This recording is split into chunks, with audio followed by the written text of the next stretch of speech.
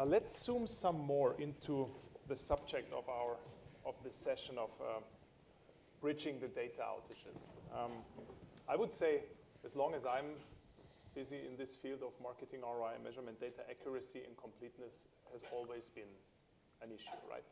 So today, what would you say? Are models becoming more robust actually than in the past, or are we more exposed to data risks and making mistakes than we ever were? I'll just answer that a little bit. So I made the joke at the beginning, at Ecometrics, we focus on matching the right methodology to the right business question. And that goes as well into understanding the data you have available and being honest about what you can and can't do when you have these sorts of outages. So sometimes it means using what we call small data, good estimations, when we're building either like a marketing mix model, CRM models, whatever it may be, using good estimations or like I said, small data to make assumptions, but being honest when you're dealing with clients or brands or whatever about the limitations of the methodology and the questions you can answer and the questions you can't answer. So I wouldn't say that models are becoming less robust. I think there's more and more data. There's more good, interesting hypotheses, particularly as we can capture some more third-party data, even aggregated third-party data and geolocation data and all of these different pieces. But from our perspective or how we coach our clients is that you want to be clear about what you can learn and what you can't, and then keep innovating to try to fill those gaps. And some of the elements of the stack are just sitting on more robust and deeper data foundation than others, and it's about being transparent of what you build your analysis on. Yep. Other thoughts? Yeah, from an attribution perspective, I think that there's challenges that that make this harder, but I think that models are also becoming more robust. So obviously, with cookies eroding and privacy becoming a bigger and bigger concern, as we've been talking about all day, it makes getting the data you need for person-level modeling more and more difficult, which means that how you get the data needs to evolve, right? You need to be able to be agile in how you get your data, which means, partnerships with the right publishers is going to be much more important. Collecting data in a different way, like server-to-server integrations or other strategies that don't rely on cookies or device IDs is going to be really important as we continue to evolve. And so I think as long as you can shift how you collect your data, then we don't have to worry about losing robustness in our models. I also think, to answer this from a slightly different angle, you really need to have the right mathematics and analytics and the ability to continue to evolve your analytics to make sure that your models are always accurate based on the data that you have. Yeah, just to add to that, I think the size of the prize has gone up dramatically, right? So the opportunity to achieve your goals with the richness of the data that there is, I think has gone up, but I guess the risks do have gone up with the ability to have really smart partners to find the right data, find the right partners, and analyze it in such a way that you can achieve your results. And this, to be quite frank, I've been in the business for like 20 years. I do it. In the beginning, it was very simple to run models, and it was very aggregated. And but the opportunity that is associated with the complexity has gone up dramatically.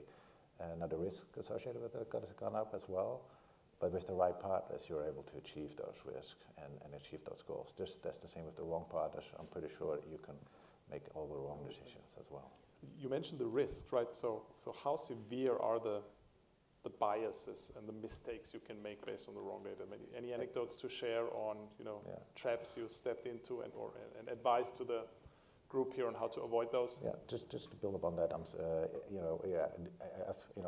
been in business for 20 years, and I've seen the mistakes being made about, especially they center around aggregation of data, and drawing broad conclusions about, especially when there was a shift towards digital from TV, to all of a sudden think that all digital works so well, and it was just great and fantastic to do a lot of digital activities because that's what everybody's doing. Isn't everybody doing that?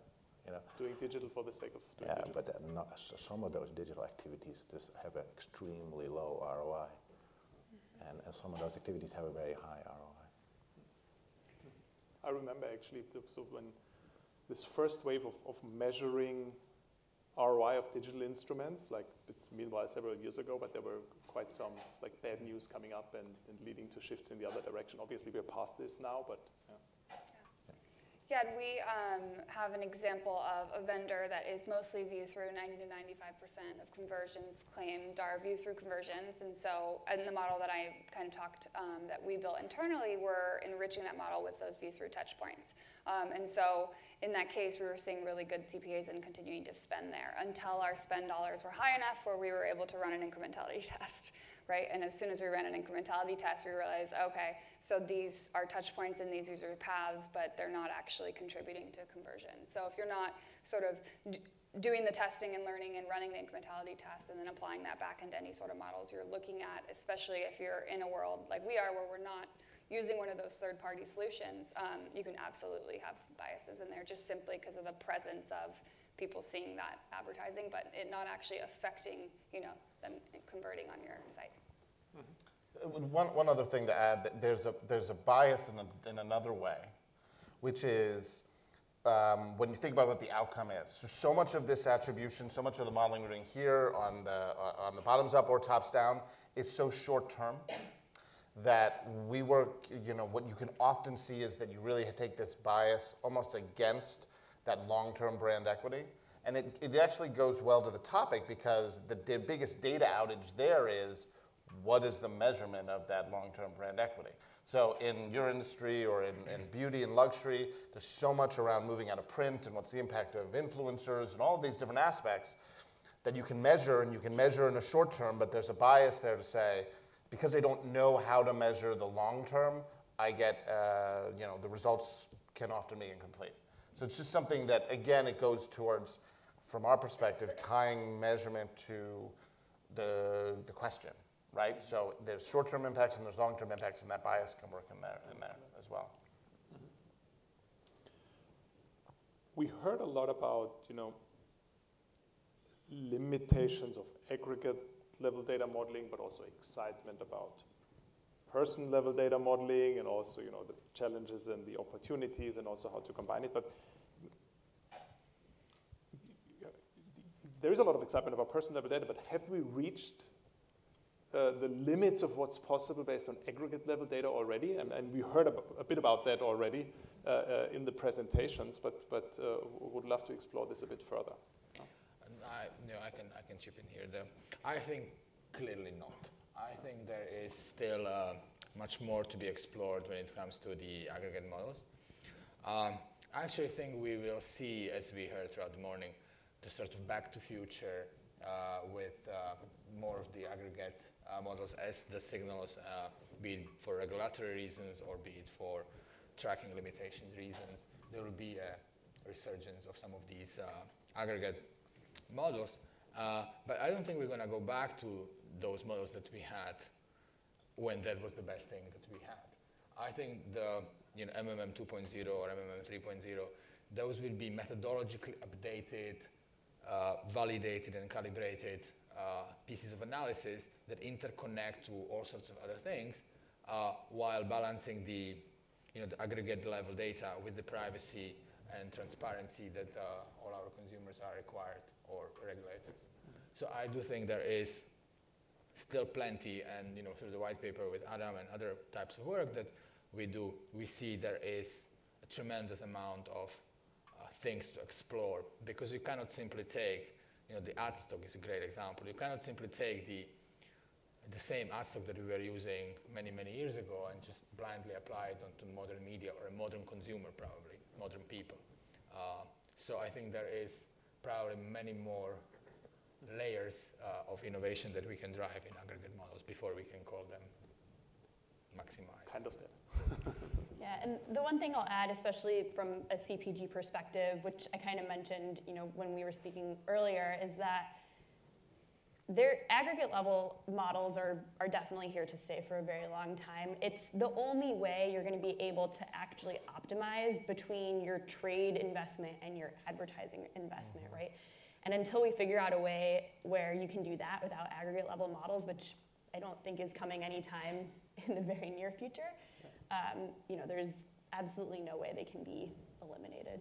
Yeah, just to add one point onto that, from another angle, is what we talked about with purchase-based targeting about the need state, it being relevant to a person. And if Dina has allergies and I don't, an ad of Zyrtec is relevant for her.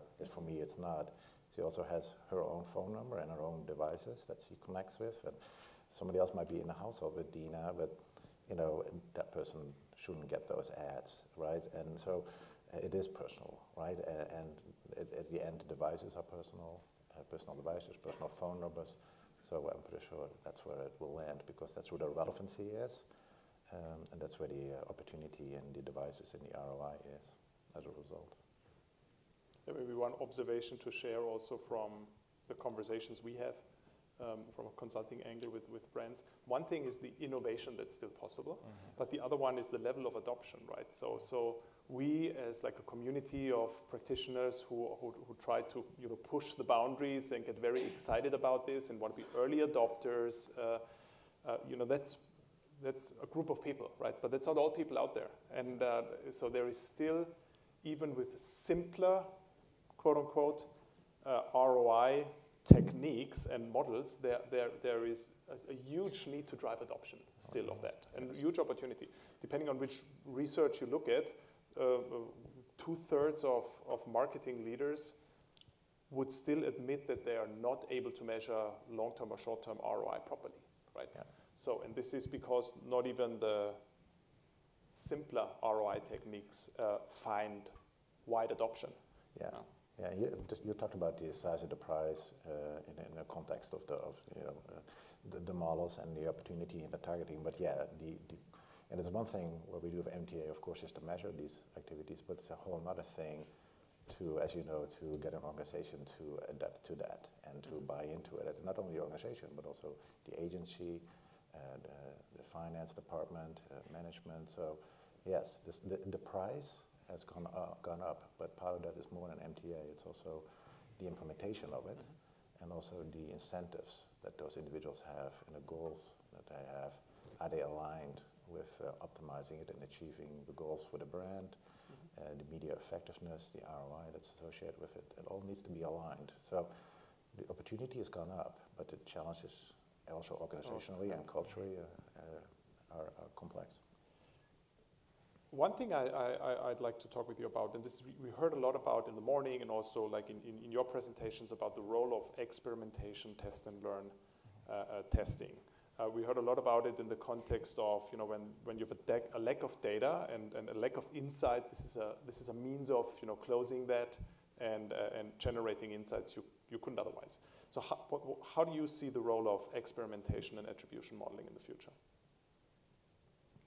Yeah, I would say that we look at experimentation from two ways. One is encouraging all of the advertisers that we work with to actually execute test and learns, experiment that way to understand how to optimize. Especially in digital, you don't have to invest that much money to execute a test and learn, right? You can figure out pretty quickly with a small amount of money if going after that new creative audience is going to work for you or not. But it allows you to go after audiences and scale against audiences that you might not have considered without the ability to do test and learns, which requires measurement to actually understand how they're performing. On the flip side, we also would say that we want to use experimentation to improve our models. We wouldn't use experimentation to fill data gaps necessarily, but we would use experimentation to improve our models, through like randomized control trials or other things like that, to make sure that our analytics are as accurate as they can be. And to make sure that our projections are as accurate as they can be, so that when we get results for a sample of the population, we know that they're representative of the total U.S. If we're working in the U.S. So that's how we would really look to use experimentation to make sure that our models are complete and accurate and encourage the test and learning. And I would add to that, I kind of talked about incrementality testing, which is definitely doing a lot of experimentation. But it's extremely important to always be running those tests to adjust your models, also as a validation point to your models, kind of as what you were saying. Whenever you're looking at anything historical and using any sort of modeling technique, of course you have accuracy measures of that model, but there's nothing like actually running an experiment in the wild where you're holding everything else business as usual and you're testing one variable at a time. Also, with the sort of opacity of being able to fully look at your whole media mix and that being more challenging, we do a ton of experimentation like within every single channel and are constantly trying every new ad format, every new placement that's coming out, sort of being at the cutting edge of all of those things, because it takes a while for all the other advertisers to catch up and get on board, and that inventory is typically a lot cheaper in the early days. So that's another sort of type of experimentation that's not really fully attribution, but at least attribution within that channel and finding, you know, really efficient pockets within that channel to fully optimize our full media mix. Yeah. Go ahead. Okay. No, I was just going to add on, that's really great because where we're experimenting too is adding in testing to calibrate models for when you have low history, right? So it can be done in a Bayesian way, it can be done in a variety of ways, and I know Igor has a lot to say on this, but calibrating time series models when you have new executions, new creative, that sort of thing, you can use experimentation to sort of give you that bounds of what does this new creative mean, but how does it tie in with history? And I think there's still a lot of innovation there in terms of how to do innovation, do experimentation at scale, and how to incorporate it, you know, methodologically into those models. So, yeah, just to add on that, you know, I look at experiment more like a natural experiment, right? As part of the everyday kind of the way you do things, right? So together with the cadence of what you have, your MTA and your MMA, that you try to optimize your media plan and be as efficient as you can, focusing on those tactics that obviously in a more recent analysis have shown to be the most efficient way to do it. But then there should always be a goal, right? An experiment to go beyond that by doing tactics that you maybe have some hypothesis around that you think might be even more efficient. Otherwise, you'll never grow, right? So maybe like an 80-20 kind of rule around what you do to try to optimize and 20% what you try to experiment. But the key is that you do that continuously, right? That you try to push yourself to achieve better results and try and test new things. Yeah, I'm just going to add from Facebook's perspective, testing and incrementality measurement is of utmost importance across the entire, and I'm really happy to hear what Danielle was saying. The way how they use it is exactly correct. So first of all, to judge the performance or looking at the incremental conversions or incremental business or incremental brand, that's the most important. It's not attributed, it's exactly, it is causal. And I think that sort of holy grail of any research is to study the relationship and make sure it's causal and what is it causing. And then once you have established that, learning about the in-channel optimization that you can do, what types of targeting, formats, whatnot. And then using this information to calibrate and validate other pieces of models that provide you comparability. This is somehow how we see it playing a role in MTA, MMM, and in-channel optimization as well. In fact, I'd say in some cases, I've seen marketing organizations typically, or very typically for online pure plays and organizations with a strong digital sales footprint, where you see a very big, or a strong DNA of, or testing DNA. So a strong belief of only what I can test really works. And you already need to convince the organization and seniors to go into anything that is not based on incrementality testing to inform budgets, right? So digital multi-touch attribution would already be a step away to a more, quote unquote, assumptions-based and more black boxy way to arrive at insights, let alone MMM, based on time series regression. So I would fully agree. This is a core element of a business practice and our right practice. To Dina's point, MMM or the more aggregate or more the more aggregate you go, the more things you can incorporate. You can start incorporating PR. You can start incorporating competitive activity, things that you can only do. Yeah, exactly. That's it. Yeah, just to build upon that, you don't see the brand health in the MTA, right? So you don't see the due tos, you don't see why a brand is up. But you need to look at the whole, your partners. We talk about partners in terms of publishing, but there's a lot of partners there, retail and whatnot. All of us have to be aligned in order to achieve your brand objectives. So I'd like to switch back a bit to the person level data topic and the privacy regulation issues that we see. So in some geographies, I'm from Europe, so I can tell you there are big sometimes bigger concerns about the issues with privacy regulations and internal regulations company give themselves than the upsides they see from improved data sets they can model on. So with these trade-offs, where will this lead to? Will person-level data analytics, will they have a future? Will this scale, or will we see the limits of that soon?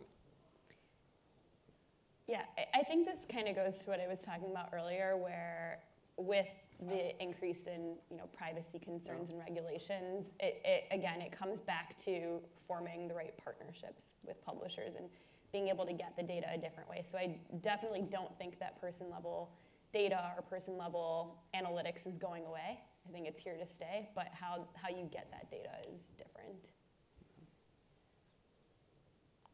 There's also the question of, in Europe particularly, right? Because we do a lot of work in Europe. Can you use these methodologies to answer different questions? So can you take customer and right? When you have customer buy-in and you have the actual ability to take and store this data, can you apply some of these techniques in a way that can still drive the business, it's a different question, right? It doesn't solve some of the things that you're pointing out where you don't have conversion and acquisition problems, but can we take a lot of these methodologies to be better at serving our customers? I mean, right? To be better at driving retention, cross-sell, upsell, loyalty. One of the things we're doing is it's like an MTA technique, except it's only with customers, where you have the ability to use that data to optimize that type of action. Doesn't solve for some of the other problems, but I agree, I don't think it's going away, but there are other uses of this methodology that are interesting to explore. Yeah, and I guess the one thing I'll add is that it's not just measurement companies that want this data, right? It's all the advertisers want the data, and I think as long as advertisers want this data, they're going to be knocking on Facebook's door saying, let us in. We, even though we can't get it the way we used to, we still want to have access to the data, and when that's how the Facebooks and Googles make their money, they're going to figure out ways to make sure that the advertisers remain happy. Yeah, instead of doing a lot of the work in-house, it's going to be in partnerships with the companies that do have access to this user-level data. Anything that we used to do ourselves, right, that it sort of shifts where we're working really closely with Facebook or a Newstar or what's the other one? Nielsen, sorry, obviously, that you're at. Working really closely with vendors like that. Exactly. Got to say all your names. Working with vendors like that, because they have access to that data, but then, the way you structure your team and as an advertiser is really different, because you may not have the need for that same sort of really deep data science team if they're not actually able to do a lot of that work except at the aggregate level. So that's something to consider. Yeah, and privacy concerns of public, it's crucially important that we need to protect that data, right, from individuals and the rights that they have around the data. That for us crucial. At the same time, it's kind of I think false kind of choice between that privacy piece and ensuring that there's some kind of relevancy that can be delivered to individuals when they need it, right? When I book a flight to San Francisco, I want to get an ad maybe about renting a car there, right? And maybe staying in a hotel or doing some things locally there, right? So there has to be that relevancy. So there's some of the, otherwise the ROI is just not on those activities as we saw earlier. If we go back to general market kind of advertising, the ROI is not there. The ads will not pay off. The publishers will suffer. The creativity around all the things that are delivered around those ads just won't be there. It will become really a dull and smaller industry. And also taking a consumer perspective, there is a perspective where you could say consumers are not only concerned about what happens to their data, but they also want relevant advertising or relevant experience, right? Yeah. And if you look at the lawsuits around GDPR, it's not necessarily mostly around using person-level data for direct marketing communication without having the opt-in, but it's about data breaches and lack of data security, right? Yeah. Data security. And that's different topics. Yeah, exactly. And I would say if the former would be a problem, then we would have a problem now with the future of person-level analytics, but it's not necessarily a consumer problem in the first place. Exactly. but a data security issue. Yes, and we need to be very innovative and creative in how we address all of those things, because all those things are really important. Talking about person-level data and talking about walled gardens and talking about Facebook. So obviously, what's your perspective? Yes, obviously we're in the sort of middle of this, but the utmost importance for us is the user and the consumer and the Facebook community. That they need to have the privacy concerns, and they need to have the complete transparency, tools, and access to their data, ability to fulfill all those regulatory as well as going beyond that. So striking that fine line between sharing the data and enabling infrastructure in the advertiser ecosystem and protecting the privacy, we think there is a way, and this is how we have actually been building our tools and partnerships up until now. So even actually on this panel, now that I realize, we actually can demonstrate a couple of ways how we actually work with advertisers. So Danielle was talking a lot about our first-party tools like Facebook DDA, Facebook Attribution, so building really robust or the entire Lift methodology and the Lift tool. It's our first-party solution. We invest a lot, and we will continue in providing that for free for all advertisers, large and small. Majority of our advertisers are mom-and-pop shops that can also use the top-class analytics. Then we work today with probably 40 or 50 partners, Nielsen, Equimetrics, and many others. Neostar was mentioned, where we work with them very closely on co-developing third-party solutions and tools that have access to some of it. This is super important work stream for us. We're doubling down on this, and now we have partners in all geographies, from verification, viewability to sales lift and attribution. We have partners everywhere. We have partnership team that are constantly evaluating new partnerships and try to enable the ecosystem in that way. But again, it's so that's our so let's say second, and the third is working on the industry level overall. So just a couple of days ago, WFA released there is some sort of preliminary agreement about a global measurement standards for reach and deduplication measurement led out of the US. So we are part of it. Google's part of it. A lot of the Unilevers of this world are part of it. So there is hopefully there is a light at the end of the tunnel. The tunnel looks quite long, but we all think that there is going to be at the end a industry level solution that is replicable in ANA is on this, MRC is a part of this. So a lot of the players are coming together to hopefully define this. So we welcome that as well. So thanks. I think the time is over. I actually looked at the app for a last question maybe from the group, but either I didn't figure out how it works or there was no question. But if there are any questions, please find us in the break, and we'll explore them then. Thanks, everyone.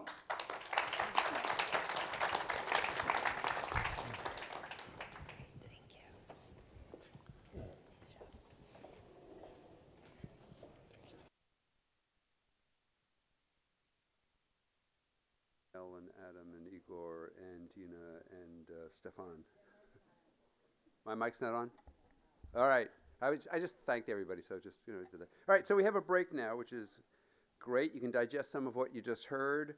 We have coffee in the area, and let's all be back here no later than 3:40, please. We have one more really fascinating segment about how attribution is being extended.